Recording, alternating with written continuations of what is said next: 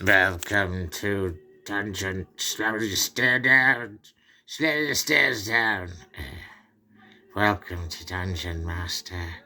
Now, this is very exciting because one of the director's friends of a friend got in touch with me of this film that had something to do with. I can't read any of that, it's in a foreign language, but check this out. They said they were going to analyze their own film at the beginning of their own class, and they never did so. They've left you and I to analyze 3 out of 10 of the craziest of all. The films that haven't been seen since The Puppet Master for 20 days. And now they're all buckled up with flair and battle. Now, this is what's interesting about this dungeon, because I don't recall it being on the main dungeon so many times as it actually had been. And that's to be disregarded. We're going over here behind this black door to see not that, giving too much away. That it says made in Greenland here, and Dr. Acula of the Damned had something to do with the next one being called Ghost of the Damned, but then changed for the play theater setting. And there he is, the warrior from a many school ago that had once driven me to where I had not seen anything in front of me but behind, only to look, to see, to want, to feel, and to be able to hear nothing on the final movie, which is the silent one, which is the first one. It's either the first or last, but it looks like it could be the first. This one will be surprised, it presented silently too, as all of them are. But that there's a screenplay scene makes me wonder if this is where you can tell they're making a movie, because you certainly can't see us from making anything but another movie from the source of the central of the movies.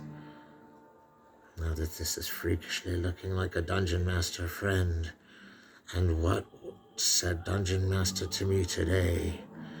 But that, and listen, if he was singularly reading from a Dutch Bible in a warm bedroom for years, forgetting everything he had learned in Dungeon Master, and just going for it and reading, he would finally, after 3 years of solitude, he would read this letter to his friend. Dear friend, I'm sorry I can't remember what I was supposed to be writing this letter about towards you, or what it was supposed to entail.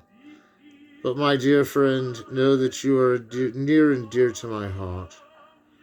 And please don't overdo the postage stamp that it will cost you to get this back in your memory. And that this is a strange scene, with much about it I don't understand. This could be not what I'm thinking. This could be somewhere in the film that wasn't there. But how does she reappear? Okay, this is already making me wonder how this could even be part of the film if it was filmed backwards.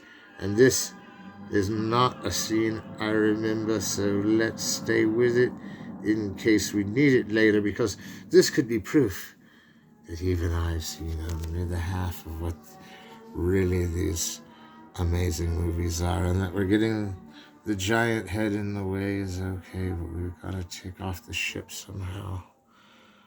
And this looks interesting because it's another tail floating vampire speech that, since we're not getting the speech, we know it comes from the same place as something else we've seen that was not quite in the movie, but could have been or should have been, but they're in these movies which preach for their own.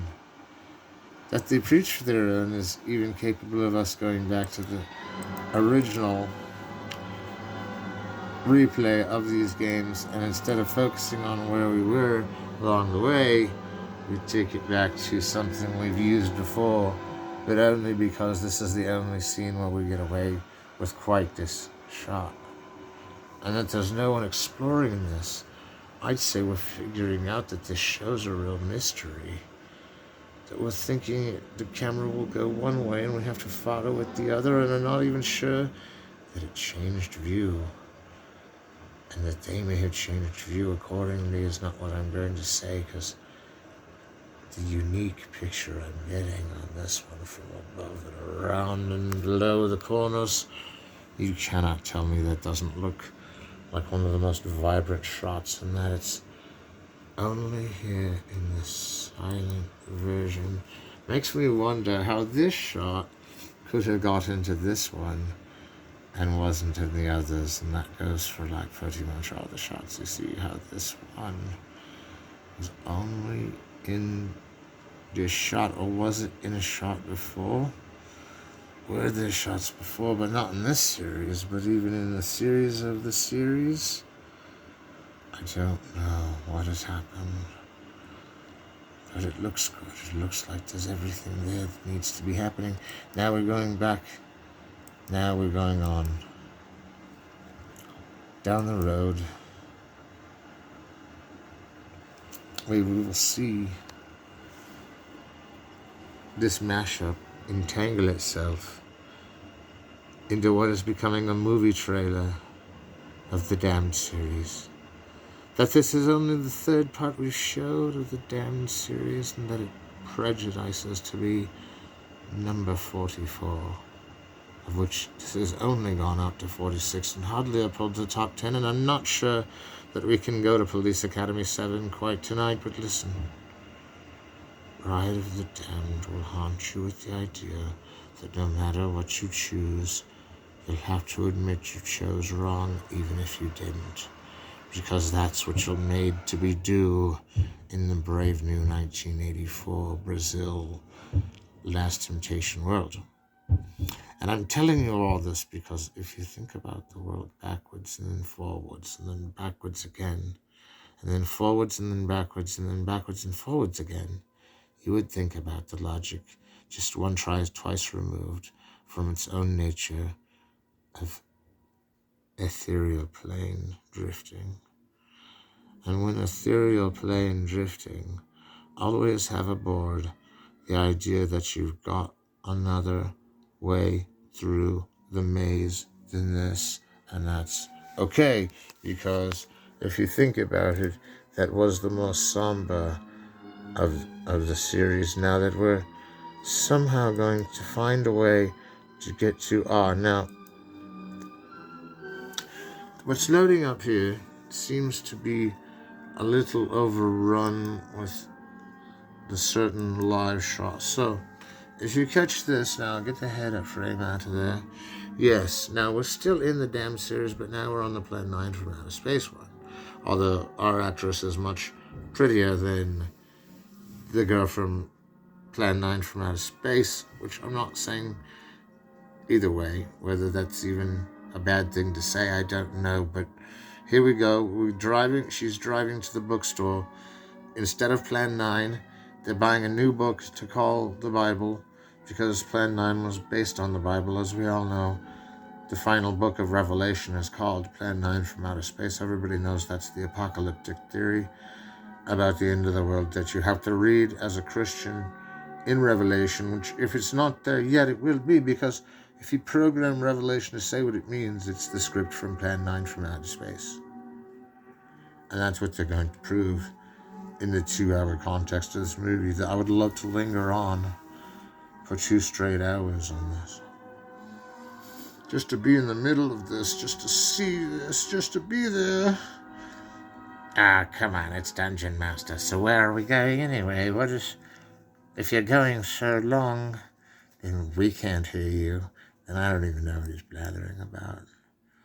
That we can see through the mirror here is not a predicament that I would uphold in the fact that now we've got a night shot, which means we're over halfway through the picture, because this night shot is the going back shot of the first shot of her coming in, which means around here we get actually walking outside with everybody else. This is interesting, because from my camera angle, there's someone else over there that just got into that car, and we didn't even know which car we're getting into yet.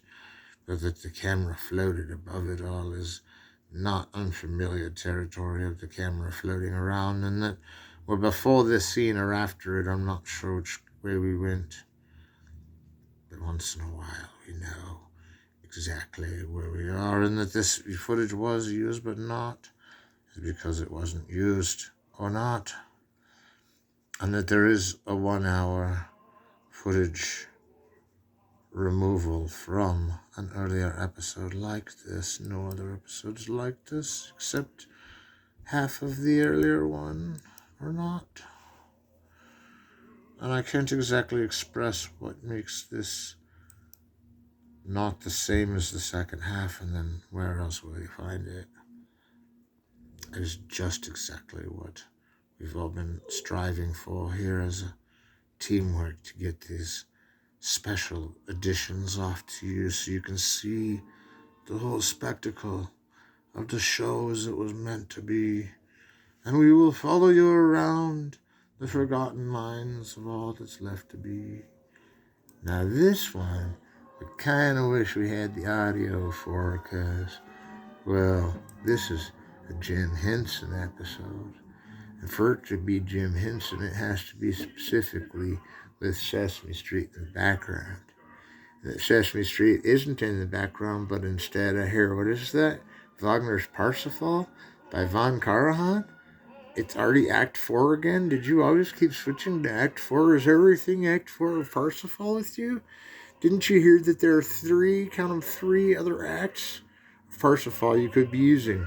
And now we've got all this footage that we've already used. Now we're using it again. It's supposed to be the Henson episode. And where's my rubber ducky, man? Where's my songs? Where's my Sesame Street music? Do you even know any Sesame Street music? I mean, you know, the one that the narrator of the show sings, I'm Big Bird and I'm so sad that I can't get adopted by anybody. That was a sad song, man. Come on now, give me sad. I'm not trying to stress anybody out, but the Big Bird can't get adopted, man. That's sad. But we'll be alright, because one day someone will find it in their hearts. And I've even heard people tell me they'd adopt me, Big Bird. Not me, but Big Bird, you know. It's like, let us see where Jim Henson's mind carries us, even though this is where our minds have carried us already. I'm going further into the deep dungeon of it all. Right in time for the train.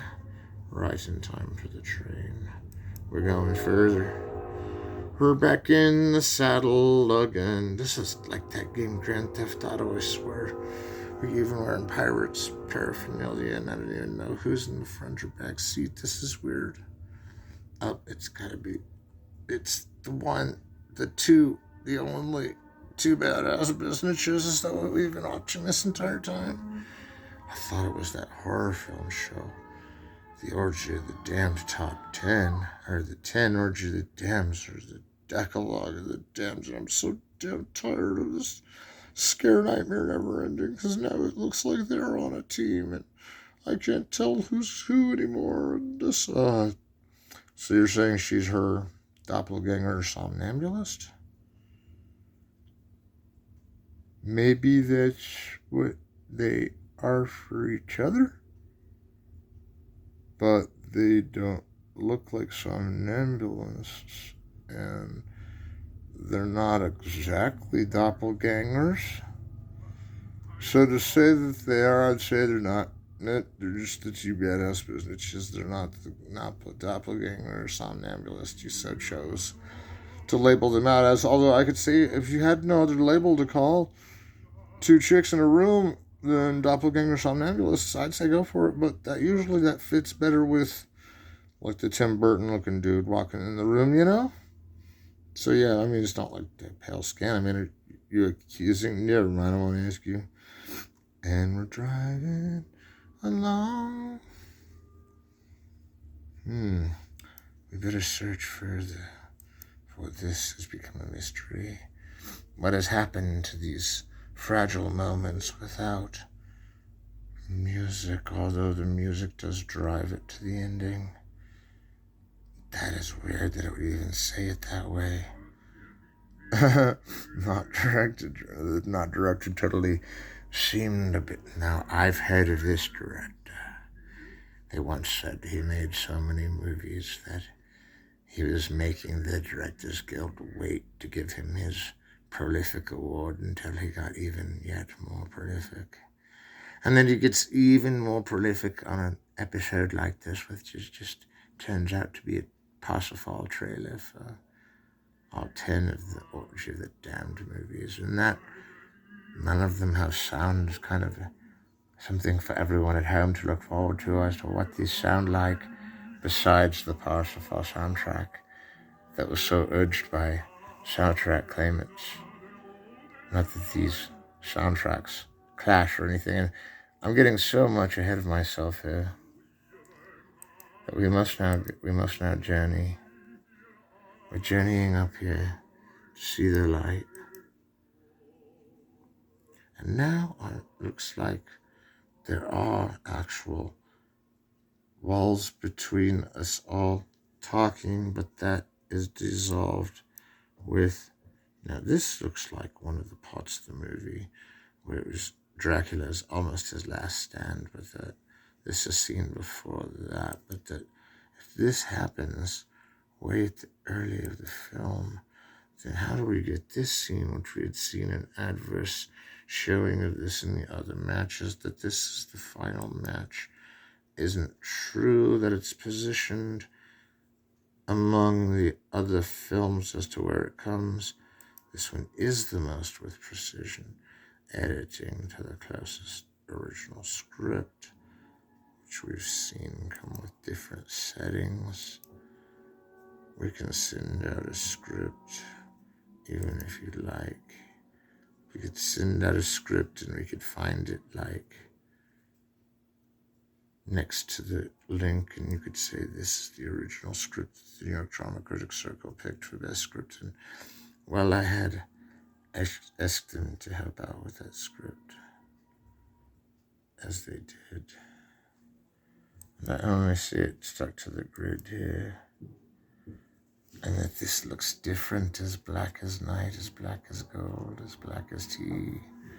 This looks like a roundabout, and it looks like it's night used for day, or day used for night.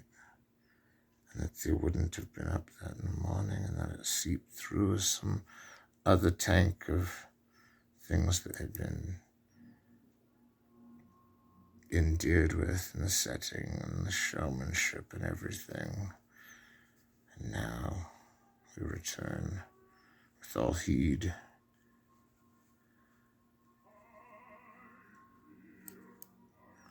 No, it wouldn't be there.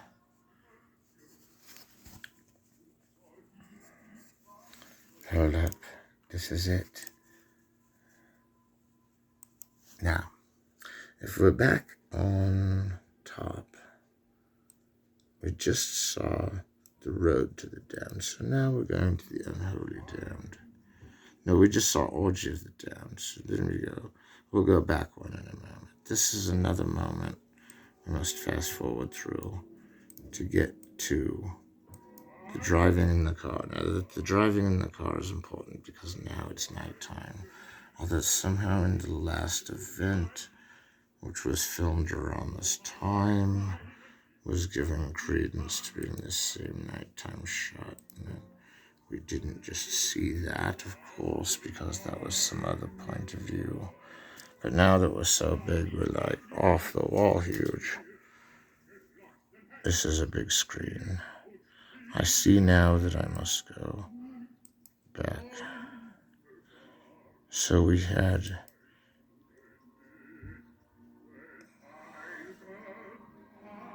and next we see another screen legend, which is not accurately titled on the screen, but further along we see that it is one of the episodes that will completely go on and on about the multimedia used in some of the oblivion of these effortful shows. that this show kind of reminds you of one from season 3, doesn't it? But if you were to hurry it up, and you were to check these scenes as rotoscoped as they were, then you get pretty much the last of the series, which is going to look, that scene looked like contempt, and these robots flying around really don't give me any less license to make it for this carousel of sequences, and that we're following these sequences around. Something so profound about shows that are done for the art of it. And you look at the beauty of the singular media emotion that each image gives you. Oh, sorry, this is Dungeon Master.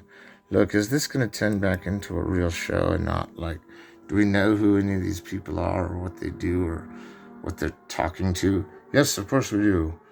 We know who they are. They're our friends. Yeah. That was interesting because now we're showing our friendship by going fishing, are we not?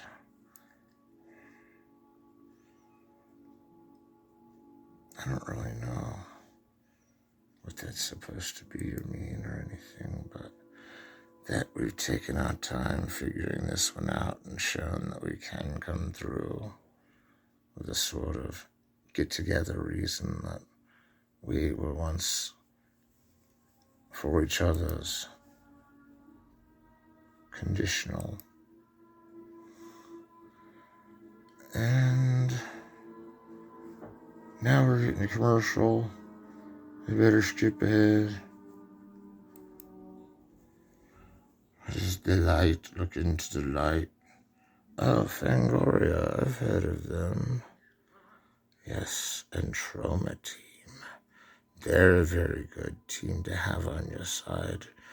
This isn't the one with Wizards of the Coast, but it's just like that now because we went through it Dungeon Master style, and so now we can say that they have seen this very strange decalogue that only seemed to be 9 parts. Who only got 9 parts out of that?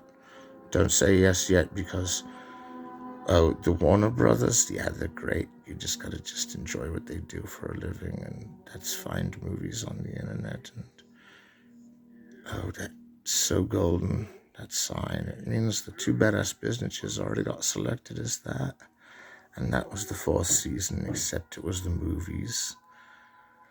And we would turn it off now or make him stop talking about whatever it is we're not going to hear. And we could say what he's saying, but not really backwards. That what he's saying backwards is so much more illusionary than forward. But we must now go back, all the way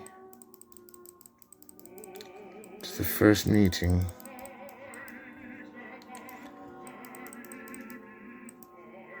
And now that we've seen the Warner Brothers label and loved it, we're gonna go see if there is something for us on tap at the Wizards of the Coast.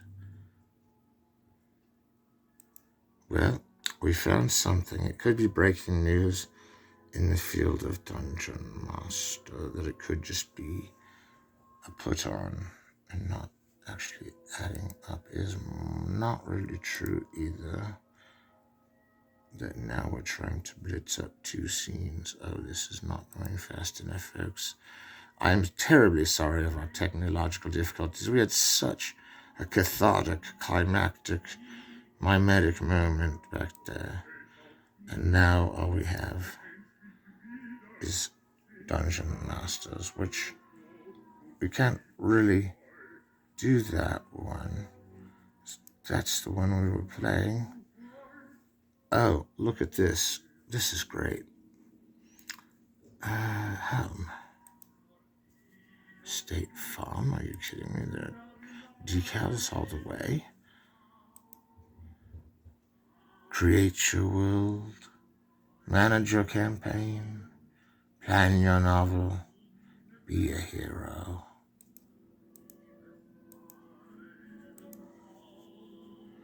Well, we need to skip that. Now we're gonna have to go for this, which is by far interesting not because of the way it's recorded or the way it's put out there or anything, but because this one that they're talking about could be the one that all other Dungeons and Dragons games bow to, and that was the 40-year-old ongoing game, which I'm pretty sure goes on through the making of this show. But the 40-year-old game of AD&D that it started right at the invention of AD&D is still going on. And if Dungeon Master wants to level up, they're just going to have to pay attention to the game.